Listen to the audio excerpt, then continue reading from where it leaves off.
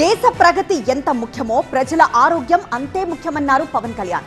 పరిశ్రమలు ప్రభుత్వ నిబంధనలు పాటించాల్సిందేనని, ఉల్లంఘించిన వారిపై కఠిన చర్యలు తీసుకోవాలని అధికారులను ఆదేశించారు. కాలుష్య నియంత్రణ మండలి ఉన్నతాధికారులతో AP deputy CM Pawan Kalyan సమీక్ష నిర్వహించారు. దేశ ప్రగతి ఎంత ముఖ్యమో ప్రజల ఆరోగ్యం అంతే ముఖ్యమన్నారు. పరిశ్రమలు ప్రభుత్వ నిబంధనలు పాటించాల్సిందేనని సూచించారు.